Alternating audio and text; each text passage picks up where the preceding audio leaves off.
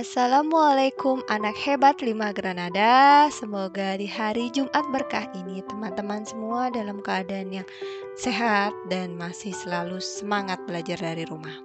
Hari ini melanjutkan kembali tema 4, muatan IPA. Kita lanjut subtema kedua dan 3. Yuk kita buka dengan mengucapkan basmalah. Bismillahirrahmanirrahim. Disimak baik-baik.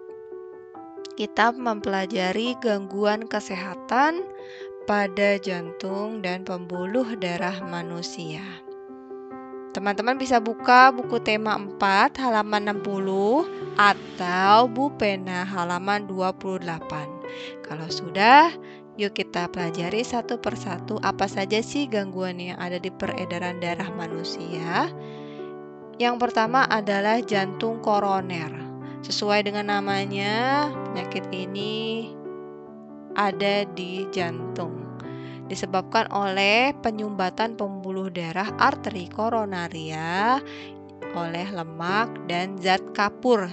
Jadi intinya pembuluh darah yang harusnya dialiri oleh darah dengan lancar, tapi di bagian pembuluh darah tersebut terjadi penumpukan lemak sehingga aliran darahnya akan terhambat. Biasanya orang yang mengalami jantung koroner ini mudah lelah, mengalami sesak nafas dan nyeri di bagian dada sebelah kiri. Nah, selanjutnya adalah hipertensi. Hipertensi ini disebut juga dengan tekanan darah tinggi. Nah, jadi tekanan yang ada di pembuluh arteri meningkat dari normalnya.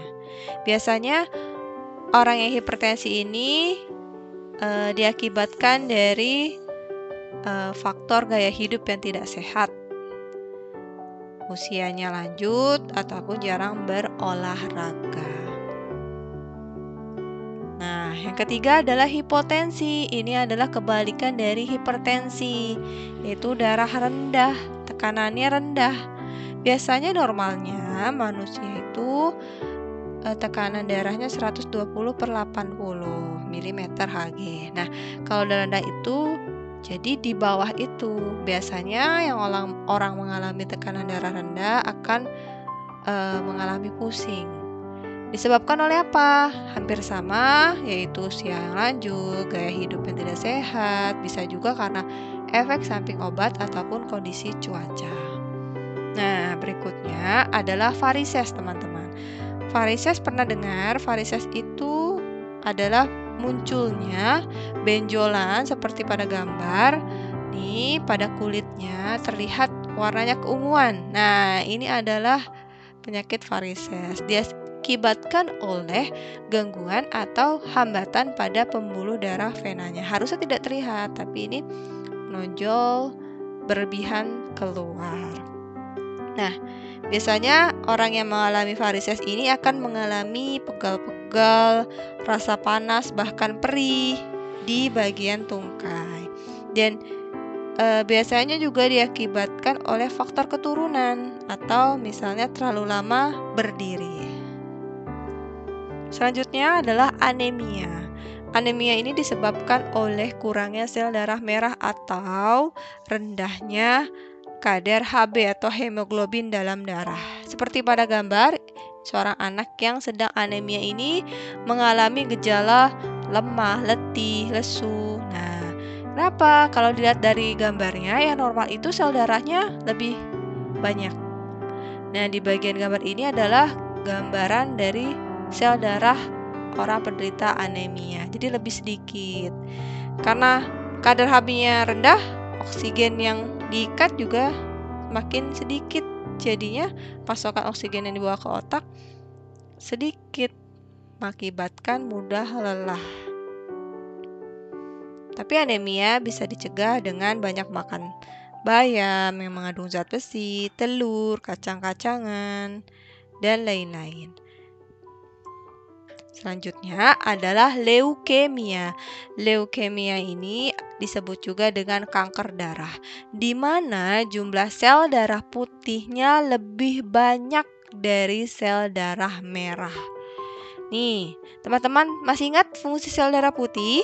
Sel darah putih itu kan akan memakan virus atau bakteri atau kuman yang masuk dalam tubuh.